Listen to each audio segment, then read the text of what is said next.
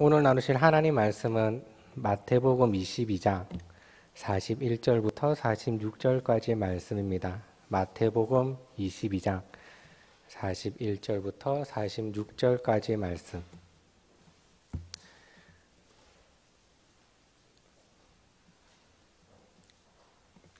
교독하시겠습니다.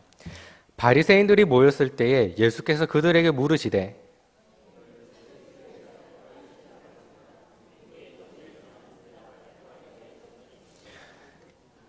이르시되 그러면 다윗이 성령에 감동되어 어찌 그리스도를 주라 칭하여 말하되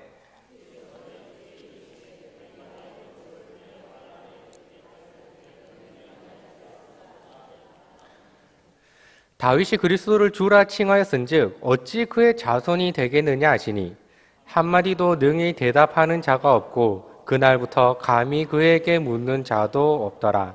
아멘.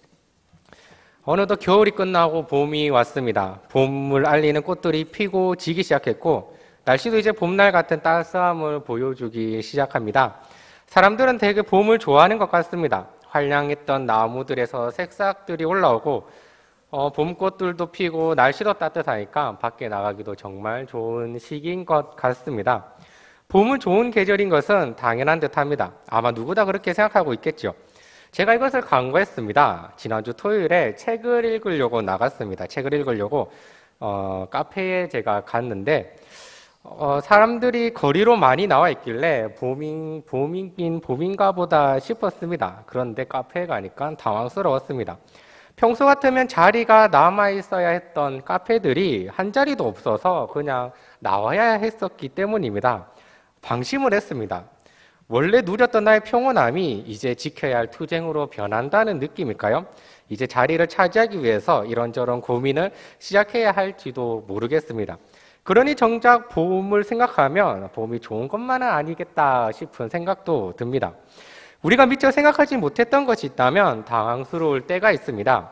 오늘 본문의 질문도 이런 생각하지 못했던 질문을 던지는 이야기입니다. 42절입니다.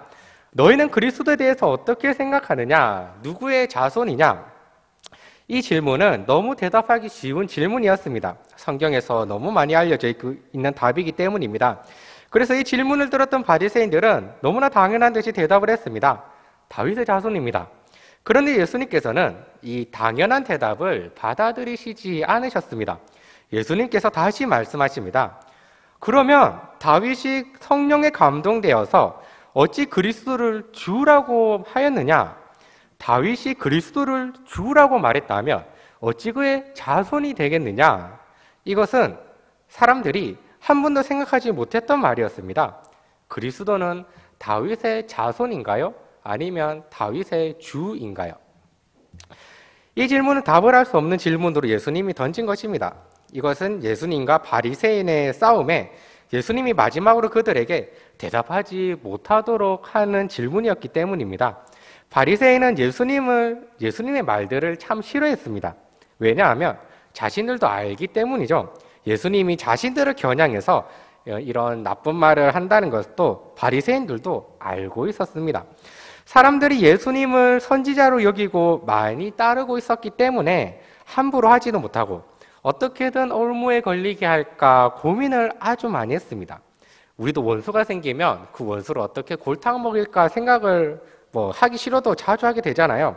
그래서 바리새인들이 낸 답은 자신들이 어렵거나 곤란한 질문들에 대해서 예수님의 입을 막자는 것이었습니다. 그렇게 그들이 예수님을 찾아왔습니다. 17절에서 예수님에게 이렇게 묻습니다. 가이사에게 세금을 바치는 것이 옳습니까? 옳지 않습니까? 정형적인 함정 질문이죠.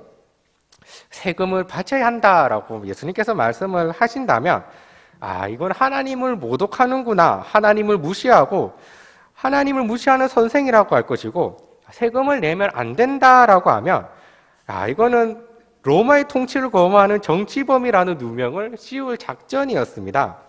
하지만 예수님은 돈에 새겨진 가이사를 보이시면서 가이사의 것은 가이사에게 하나님의 것은 하나님에게 바치라고 말씀하셨습니다. 사람들이 이 말을 듣고 놀랍게 여겼습니다. 이번에는 사두개인들이 예수님을 찾아왔습니다. 죽은 자의 부활에 관한 것이었는데 율법에 따라서 계대 결혼을 한 아내가 있다면 이 아내는 부활 후에 형의 아내가 될 것인지 동생의 아내가 될 것인지에 관한 질문이었습니다. 이때 예수님은 부활 때에 장가도 시집도 안 간다면서 하나님은 죽은 자의 하나님이 아니라 살아있는 자의 하나님이라고 말씀하십니다. 이 가르침에 또 사람들이 아주 놀라웠습니다. 그리고 이제 다시 한번 바리새인들이 찾아왔습니다. 이번에는 예수님을 넘어뜨릴 질문을 해볼 것이라고 여긴 것 같습니다. 성경을 아주 잘 알고 있었던 이 바리새인들의 큰 도전이었습니다. 선생님, 율법 중에서 가장 큰 계명이 어느 것입니까? 라는 질문이었습니다. 바리새인들은 준비를 하고 있었을 것입니다. 어떠한 대답이 나오든지 그것을 꼬투리 잡아서 어떻게든 명예를 훼손시킬 목적이었겠죠. 그러자 예수님은 너무나 정통적이고 확실한 답을 말씀하셨습니다. 마음을 다하고 목숨을 다하고 뜻을 다하여 주 너의 하나님을 사랑하라 하셨으니 이것이 크고 첫째 되는 계명이요 둘째도 그와 같으니 내 이웃을 내 몸과 같이 사랑하라 하셨으니 이 두 계명이 온 율법과 선지자의 강령이니라. 이것은 그들이 알기에도 너무나 정통적이었고 꼬투리를 잡을 수 없었던 정답이었습니다. 그들이 그렇게 예수님을 올무에 걸릴 계획들이 다 실패를 하자 예수님께서 그들에게 질문을 하신 것이 바로 오늘 본문입니다. 너희는 그리스도에 대해서 어떻게 생각하느냐? 누구의 자손이냐? 우리는 오늘 이 질문에 대해서 한번 생각을 해보기 바랍니다. 당시 사람들은 당연하게도 그리스도라면 다윗의 자손이라고 여겼습니다. 그것도 당연한 것이 성경이 그렇게 말을 하고 있기 때문이고 그 시대의 선생들이 율법 교사들이 모두 다 그렇게 말을 하고 있었기 때문입니다. 그래서 사람들은 다윗의 자손인 그리스도를 기다리고 있었던 것입니다. 21장, 저희가 22장인데 앞에 21장에서 예수님이 나귀를 타시고 예루살렘으로 들어오십니다. 그때 무리들이 겉옷과 나뭇가지를 길에 펴고 예수님을 앞뒤로 따라다니면서 이렇게 외쳤습니다. 호산나 다윗의 자손이여 찬송하리로다 주의 이름으로 오시는 이여 가장 높은 곳에서 호산나. 사람들이 어떤 생각과 마음으로 그리스도를 다윗의 자손으로 말을 하고 다녔을까요? 이들은 오래도록 기다려온 그리스도는 어떤 사람이었을까요? 이들이 말하는 다윗의 자손 그리스도는 바로 다윗 왕 같은 후손일 것이라고 생각을 했습니다. 자신의 가장 위대한 성군이었던 다윗의 뒤를 잇는 자가 자신의 구원자라 될 것이라고 여긴 것이죠. 다윗의 이미지가 그리스도에게 투영되어 있는 것입니다. 우리로 말하자면 만약에 우리에게 있었던 가장 훌륭했던 왕을 세종대왕이라고 생각을 한다면 세종의 대를 잇는 우리의 왕이 나타날 것이라고 생각을 해보세요. 세종대왕과 비교를 해서 그 왕에 어울리는 자손, 우리를 그 왕만큼 잘 다스리는 그런 사람으로 생각을 할 것입니다. 이스라엘도 마찬가지였습니다. 다윗의 자손이라는 말에는 이런 의미와 이런 백성들의 소원이 담겨져 있었습니다. 다윗 왕이 했던 것과 같이 일을 하는 그리스도, 이스라엘의 적에게서 승리를 가져오는 위대한 왕, 다윗을 따라 이스라엘을 잘 세울 그런 메시아를 기다렸던 것입니다.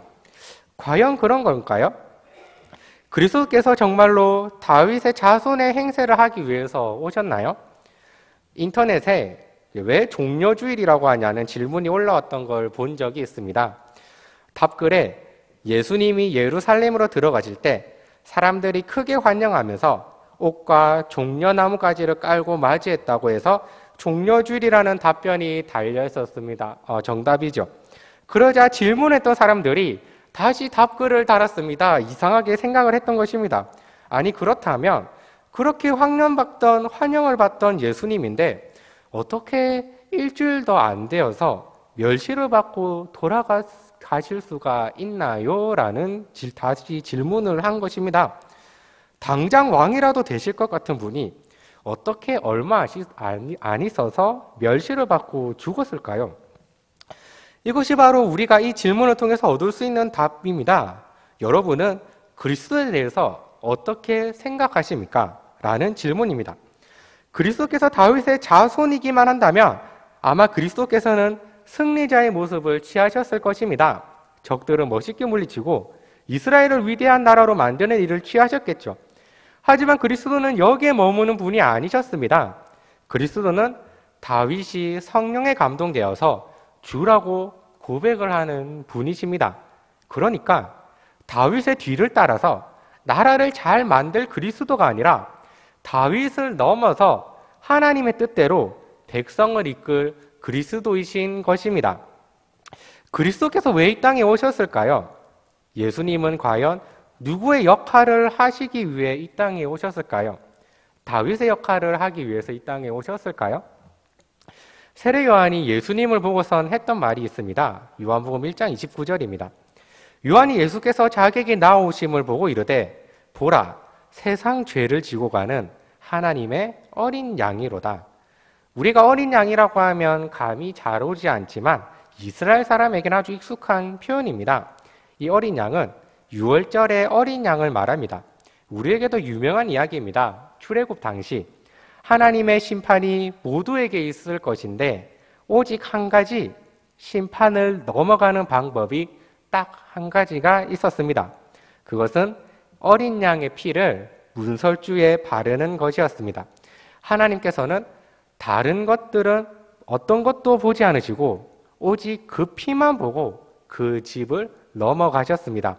그리고 피를 바른다는 것은 그 어린 양이 죽어야 한다는 사실이 포함되어 있습니다. 예수님은 이 사실과 이 역할에 대해서 잊으신 적이 없습니다. 예루살렘으로 올라가는 길에 예수님의 제자 중 야고보와 요한이 예수님께 영광을 구했습니다. 마가복음 10장 27절부터 있는 내용입니다. 주의 영광 중에서 우리를 하나는 주의 우편에 하나는 좌편에 앉게 하여 주옵소서. 이것을 들은 다른 10명의 제자는 어이가 없었습니다. 화를 냅니다. 이 화는 아마 자신들도 영광을 받을 위치에 있는데 왜 너네들만 오른편 왼편에 앉을 거냐고 그런 이야기를 했던 것 같습니다. 예수님은 이런 제자들에게 말씀하십니다.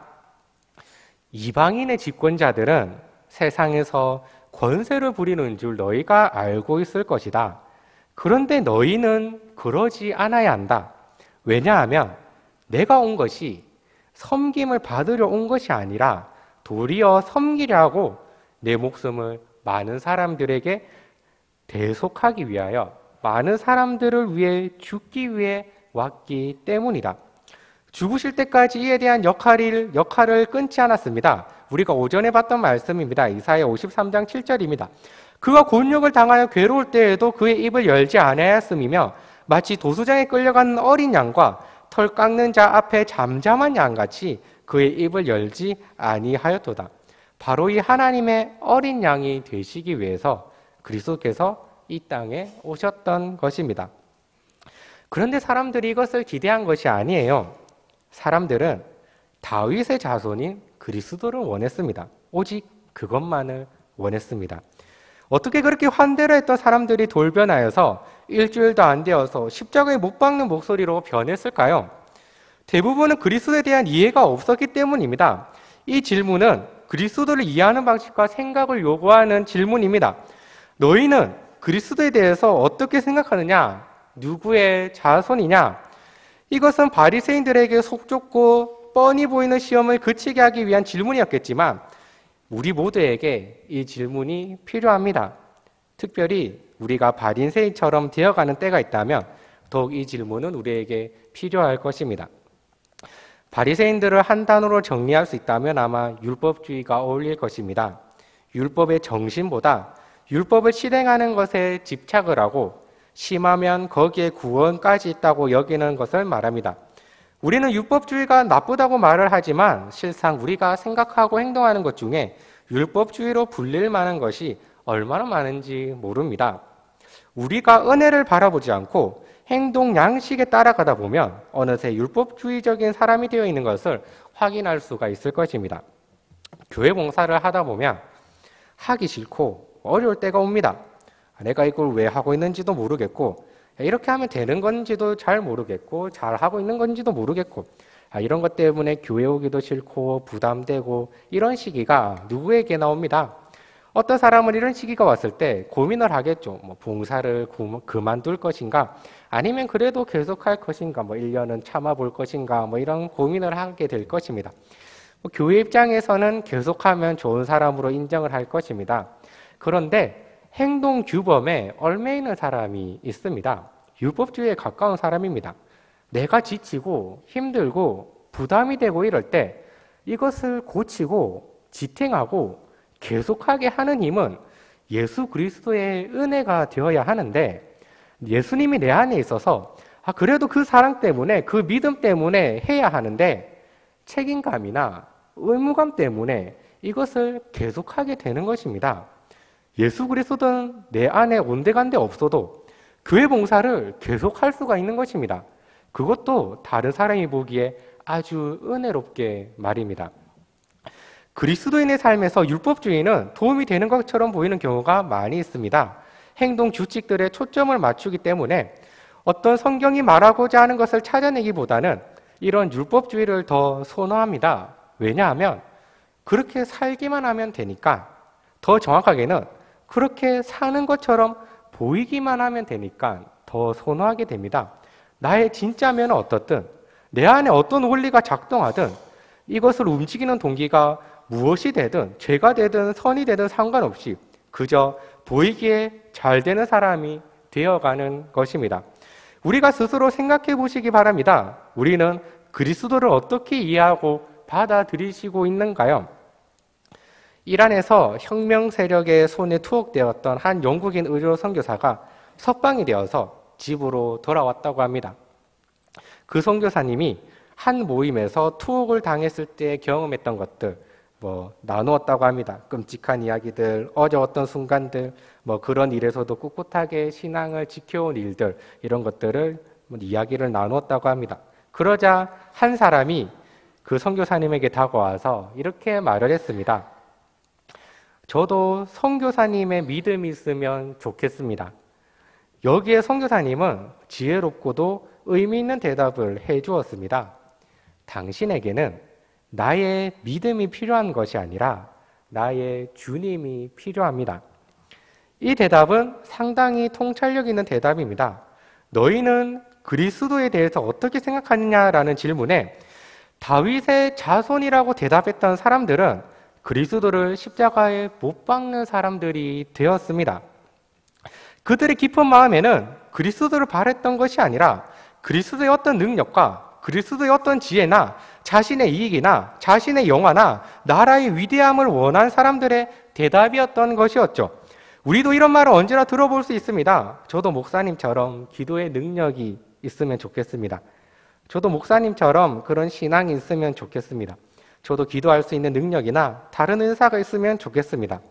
여기에 대한 적절한 대답은 아마 선교사님의 대답일 것입니다.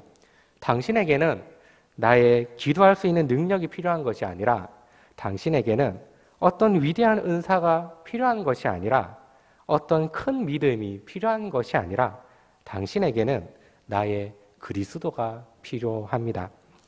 우리가 그리스도 자체를 원하지 않는다면 우리는 아무것도 얻을 수가 없습니다. 왜냐하면 그리스도께서는 그리스도 자신을 주시기 위해서 이 땅에 오셨기 때문입니다. 물론 우리를 가르치시고 고치시지만 무슨 다윗의 자손으로 거창하게 나라를 세우고 정복하겠다는 의미로 오시지 않으셨습니다. 그는 다만 하나님의 어린 양으로 우리의 죄를 대신 지기 위해서, 그렇게 자신을 우리에게 내어주어 죽으시기 위해서 오셨습니다. 이것이 우리가 그리스도를 이해하는 방식입니다. 그리스도에 대해서 어떻게 생각하느냐? 이 질문을 우리는 단순히 너희는 어떻게 기도하느냐? 너희는 어떻게 금식하느냐? 너희는 어떻게 성경을 읽고 있느냐? 이런 질문들로 바꿀 수 없는 것입니다. 우리의 믿음과 신앙생활에 감지되는 진짜 문제들을 짚고 넘어가지 않으면 안 됩니다. 봉사하기 싫어서 그만둘까 하는 생각에 잠겨 있으신가요? 지금도 하기 싫은 일들을 억지로 버텨내고 있으신가요? 아니면 율법적인 사람이 되어가서 행동 규범에 맞아 보이는 사람이 되셨나요? 많은 사람들은 부흥회나 설교를 듣고 영적인 영양제를 주사 맞습니다. 그리고 그런 설교들이 자신에게 얼마나 도움이 됐는지 말을 하곤 합니다. 그런 유익들을 칭찬하면서 아마도 똑같은 문제들에 굴복하고서는 다음 자신을 감동시킬 강연이나 설교를 찾기 시작합니다. 우리는 진짜 문제가 무엇인지 제대로 볼 수 있어야 합니다. 우리는 정말로 그리스도를 원하는 것일까요? 아니면 그리스도의 어떤 혜택을 원하는 것일까요? 우리를 사용하소서라는 찬양이 있습니다. 그 가사 중에는 이런 가사가 있습니다. 주의 교회를 향한 우리 마음, 희생과 포기와 가난과 고난, 하물며 죽음조차 우리를 막을 수 없네. 이런 우리의 결단을 요구하는 가사가 있습니다. 저는 이 찬양이 마음에 들어서 다른 교회에 부른 찬양을 검색해 보았습니다. 마침 대형교회 찬양대가 부른 것이 있었습니다. 대형교회 큰 찬양대니까 멋스럽게 불렀겠구나 싶어서 저는 기분 좋게 틀어보았습니다. 잘 듣는데 듣다 보니 이상한 부분이 있었습니다. 가사를 바꾼 것입니다. 희생과 포기와 섬김과 고난으로 가사를 바꿨습니다. 가난이라는 단어를 섬김으로 바꿔서 찬양을 하고 있더군요. 무슨 이유 때문일까요? 가난은 우리에게 있어서 결단한 내용이 아니라는 것일까요? 하나님은 복을 주셔서 우리를 부유하게 하셔야 하는 분이니까 가난을 넣으면 안 되었던 것일까요? 이 교회가 어떤 이유로 그렇게 찬양을 했는지는 잘 모르지만 찬양을 들으면서 안타까운 마음이 끝이지 않았습니다. 이것이 우리의 현실일지 모릅니다. 그리스도가 아닌 그가 줄 수 있는 보따리만 바라보고 있는지 아는가 싶은 거죠. 기독교 신앙의 중심은 그리스도의 죽음이 어떤 방식으로든 간에 우리로 하여금 하나님과 바른 관계를 맺어주고 또 새롭게 출발하게 해주었다는 데에 있습니다. 이 중심을 놓쳐서는 안 됩니다. 그래서 우리 생활에 나타나는 실제적인 문제들을 걱정하고 염려하기 전에 우리는 그리스도가 우리에게 의미하는 것, 그리스도께서 행하신 일들, 그리스도의 죽음과 부활을 생각하는 것이 훨씬 낫고 유익합니다. 이렇게 할 때에야만 우리는 율법주의에서 벗어날 수가 있고 믿음에 대한 실제적인 질문이 던져졌을 때 우리가 예수님에게 초점을 맞출 수가 있습니다. 내 믿음의 약점을 바라보는 것이 아니라 믿음의 대상이신 그리스도께 초점이 맞춰지는 것이죠. 그리스도가 어떤 분인지 전혀 관심이 없는 사람들은 그의 신앙생활을 모두 왜곡시킬 것입니다. 기도도 자신의 뜻대로 기도하게 될 것이고 교회 생활도 자신의 뜻대로 세워갈 것이고 가정이나 사회에서도 그저 자신의 뜻에 따라 생활하게 될 것입니다. 믿음과 기도는 하나님을 아는 것의 결과입니다. 하나님과 인격적인 관계라는 개념을 그저 규정되지도 않고 규정할 수도 없는 상투적인 문구로 사용되는 것에 끝나서는 안 됩니다. 하나님을 아는 지식은 우리에게 영향을 주고 생각하고 행동하고 느끼는 모든 방식에 영향을 줍니다. 우리 온전히 그리스도를 바라보기 원합니다. 그가 이 땅에 오신 이유를 그리스도께서 과연 우리에게 무엇을 의미하는지 도대체 우리에게 무엇을 주시려고 했는지 무엇을 이루셨는지 그것을 깊이 묵상하는 이 한 주가 되었으면 좋겠습니다. 고난주간입니다. 너무 늦게 찾아온 고난주간이라서 이 한창인 봄날에 적절하지 않다고 여기실지도 모르겠습니다. 하지만 예수님께서 하시는 질문에 대해 모두가 답을 찾아가셨으면 좋겠습니다. 너희는 그리스도에 대해서 어떻게 생각하느냐? 이 답을 온전히 찾아가시면서 이 땅 위에 오신 그리스도를 묵상하고 또 사랑하는 우리 모든 은과 함께 성도들이 되시기를 주님의 이름으로 축복합니다. 이렇게 기도하겠습니다. 오늘도 살아계셔서 우리와 함께 하시는 하나님 아버지, 우리와 늘 함께하여 주심에 감사드립니다. 우리가 세상 죄를 지어가는 하나님의 어린 양을 기억합니다. 우리의 질고를 지고 우리의 슬픔을 당하신 주님께 감사드립니다. 주님의 찔림과 주님의 상함은 온전히 우리 때문입니다. 주님의 징계는 온전히 우리 때문입니다. 주님이 죽으셔서 우리가 나음을 입었습니다. 우리가 그 그리스도를 기억하게 하옵소서. 그리고 그 고난받는 그리스도를 우리가 바라게 하옵소서. 그것이 지금 우리가 바라는 한 가지입니다. 부디 우리가 그 은혜를 잊지 않는 사람이 되게 하시고 그리스도의 은혜를 더 사모하고 더 묵상하는 우리가 되게 하옵소서. 그 영광과 존귀가 온전히 그 어린 양에게 있기를 소원합니다. 혹여나 우리가 그 영광을 가리거나 가로채는 일이 없도록 우리를 인도하여 주시옵소서. 이날에 주님을 바라는 모든 사람들이 그리스도의 은혜를 입게 하옵소서. 늘 감사드립니다. 예수님 이름으로 기도드립니다. 아멘. 우리 주 예수 그리스도의 은혜와 하나님 아버지의 무한하신 사랑과 성령님의 교통하심이 내가 믿고 내가 바라는 예수 그리스도가 아니라 예수 그리스도가 원하는 성도의 삶을 살아가겠다고 말씀 붙들고 다짐하는 주의 사랑하는 백성들 위해 우리 영광교회 위에 이제로부터 영원토록 항상 함께 있을지어다. 아멘.